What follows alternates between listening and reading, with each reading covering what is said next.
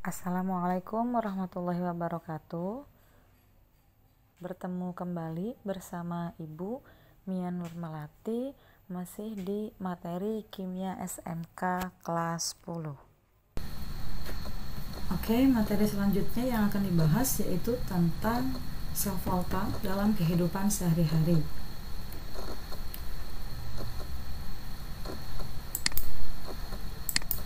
Sebelum kita mulai pembelajaran, alangkah baiknya terlebih dahulu kita berdoa. A'udzubillahiminasyaitonirrajim. Bismillahirrahmanirrahim. Rabbi zidni ilman warzuqni fahma. Ya Allah, tambahkanlah kepadaku ilmu dan berilah aku karunia untuk dapat memahaminya. Amin. Semoga dengan doa kalian ini kalian bisa lebih mudah untuk memahami materi pelajaran yang akan Ibu sampaikan. Sebelum masuk ke aplikasi sel volta, elemen listrik itu terbagi menjadi dua. Yang pertama ada elemen primer dan yang kedua ada elemen sekunder. Elemen primer itu elemen listrik yang sekali pakai atau tidak dapat diisi ulang. Contohnya apa? Misal batu baterai yang kalian gunakan di rumah. Kalau misal remote nggak jalan ya, baterainya habis. Nah itu harus diganti. Nah baterai yang lamanya kemana? Pasti dibuang ya. Itu artinya baterai termasuk ke dalam salah satu contoh elemen primer yang tidak dapat diisi ulang. Yang kedua ada elemen sekunder, elemen listrik yang bisa diperbaharui lagi atau bisa diisi ulang. Contohnya baterai HP, kemudian baterai apa lagi? Masih banyak ya contoh dari elemen sekunder.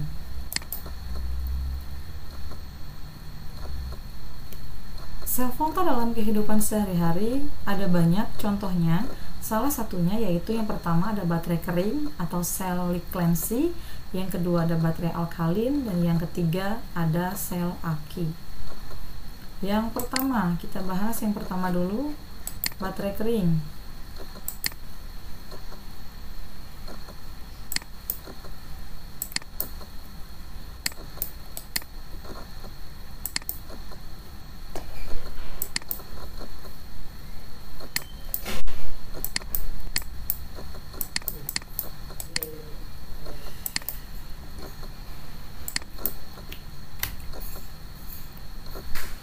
Baterai kering atau sel Liklensi ini termasuk ke dalam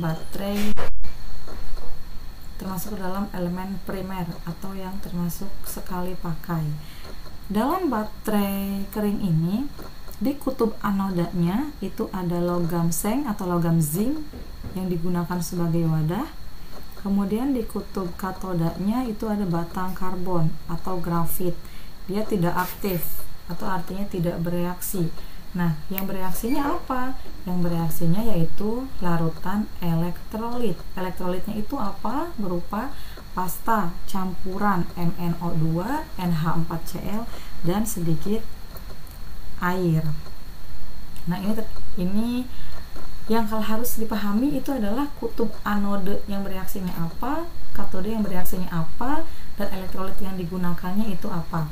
Ini contoh dari baterai kering ya, yang sering kalian gunakan di rumah, baterai remote, baterai AC, kemudian apa lagi? Nah, ini termasuk ke dalam baterai kering.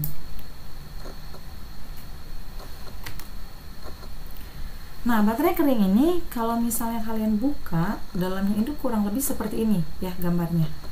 Coba kalian di rumah kalau ada baterai yang tidak terpakai, itu coba kalian bongkar, kalian buka.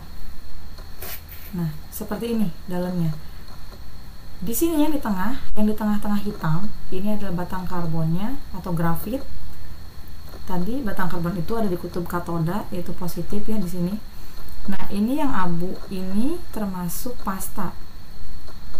Pasta yang tadi berisi campuran dari MnO2, NH4Cl, dan juga sedikit air tadi ini ya. Pastanya. Nah, ini batang karbonnya.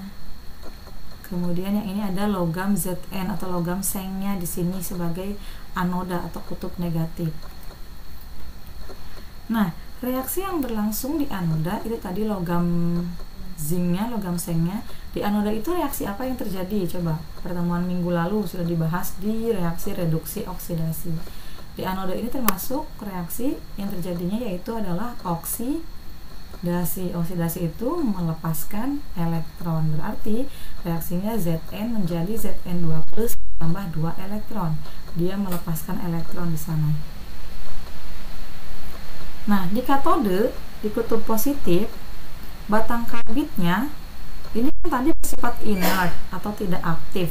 Maka di katode ini yang bereaksinya adalah larutan elektrolitnya, si pasta campuran berisi MnO2 tadi, MnO2, NH4Cl dan serbuk karbon ya. Maka reaksinya yaitu 2MnO2 ditambah 2NH4 plus tambah 2 elektron menjadi Mn2O3 ditambah 2NH3 ditambah H2O. Nah, ini reaksi keseluruhan yang terjadi. Ya. Jadi untuk baterai kering atau sel Liklensi, di anodenya itu adalah logam sengnya, logam zincnya. Di katodenya itu yang bereaksi bukan batang karbitnya, melainkan larutan elektrolitnya yang berisi pasta campuran tadi ya. Ini untuk sel Liklensi atau baterai kering. Contoh yang kedua yaitu ada baterai alkalin. Nah, baterai alkalin itu biasanya lebih awet ketimbang baterai kering ya. Biasanya kalian lebih sering menggunakan baterai yang mana? Kalau ibu biasanya menggunakan seringnya alkalin karena lebih awet, lebih lama terpakainya. Nah, kenapa? Apa bedanya dengan baterai kering? Karena pada baterai alkalin ini dapat dihasilkan energi 2 kali lebih besar dibandingkan dengan baterai biasa. Bedanya apa dengan baterai kering? Bedanya yaitu pada pasta atau larutan elektrolit yang digunakan di dalam baterai. Jadi bedanya dalam pastanya ya. Nah, ini gambar dari baterai alkalin. Yang di sini tengah-tengah ini ada grafit sebagai kutub katodanya. Kemudian ini ada pastanya. Pastanya itu apa? Kalium hidroksida atau KOH. Nah, sebetulnya komponen baterai alkalin ini tidak jauh berbeda dengan baterai biasa. Di sini persamaannya apa? Di anode coba kita lihat. Ini sama logam seng atau logam zinc yang bereaksinya ya, sama pada baterai biasa yang digunakan sebagai wadah. Di anodenya sama. Sedangkan di katode ini yang terjadi katodenya itu adalah oksida mangan, MnO2. Nah, perbedaannya di sini. Di baterai alkalin itu yang digunakan elektrolitnya yaitu berupa KOH atau kalium hidroksida. Nah, ini adalah salah satu senyawa basa. Ya, masih ingat ya, ada OH-nya. Ini kalium hidroksida termasuk senyawa basa. Makanya baterai alkalin ini sering disebut dengan baterai basa. Nah, sekarang persamaan reaksinya bagaimana? Nah, di anodenya logam zinc yang bereaksi berarti dia teroksidasi. Reaksinya Zn menjadi Zn2 plus ditambah 2 elektron. Berarti dia melepaskan elektron. Nah, di katodenya oksida mangan berarti dia tereduksi. Reaksinya 2MnO2 ditambah H2O menjadi Mn2O3 ditambah 2O-. Maka reaksi keseluruhannya Zn ditambah 2MnO2 ditambah H2O menjadi Zn2 plus ditambah 2OH-. Ini kalau disatukan jadinya ZnOH2 ditambah Mn2O3 ditambah 2NH3. Itu ya perbedaan dan persamaan dari baterai biasa dengan baterai alkalin. Yang terakhir, contoh sel volta yang terakhir yaitu ada sel aki. Sel aki ini termasuk, aki tahu ya, biasanya nih kalau laki-laki pasti tahu ini, aki itu ada di rumah kita juga ya, dalam kendaraan bermotor, kendaraan mobil juga ada. Nah, aki termasuk dalam elemen sekunder, artinya apa? Dia dapat diisi ulang, termasuk ke dalam sel basah karena menggunakan banyak pelarut. Nah, ini contoh aki. Di sini aki di kutub anodenya terjadi reaksi lempeng logam timbalnya atau Pb, di katodenya lempeng logam oksida timbal. Ini timbal ya. kurang B di sini, timbal atau PbO2. Nah, kalau aki ini kalau dayanya habis itu dia bisa diisi ulang lagi, makanya termasuk ke dalam elemen sekunder. Nah, ini contoh aki ya.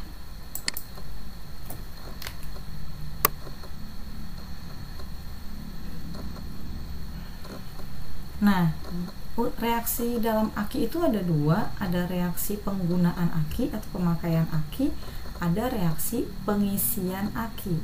Kalau reaksi penggunaan aki, kenapa sampai aki itu bisa habis? Ini reaksinya di anode, itu yang di anode itu adalah logam Pb. Reaksinya itu si logam Pb-nya bereaksi dengan ion SO4 2- yang terkandung di dalam larutan elektrolit, sehingga dia membentuk endapan PbSO4. Nah, jadi dalam reaksi pengosongan atau penggunaan aki itu sebetulnya terjadi pengurangan jumlah ion SO4 2- dalam larutan elektrolit. Karena ion SO4 2- tersebut bereaksi dengan Pb di anode dan PbO2 di katode, itu lama-kelamaan ion SO4 2- itu akan habis. Jadi ion SO4 2- dalam larutan elektrolit itu akan habis, sehingga nanti yang tersisanya itu adalah endapan PbSO4 dan juga air. Ya.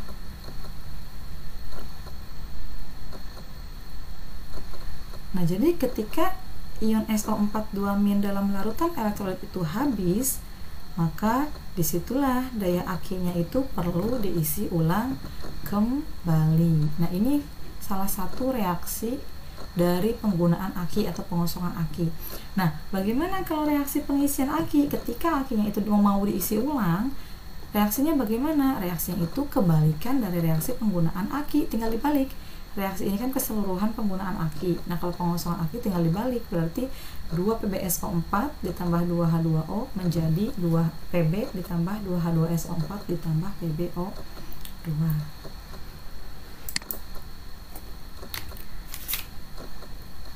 Cukup sekian materi yang Ibu sampaikan. Terima kasih atas perhatiannya.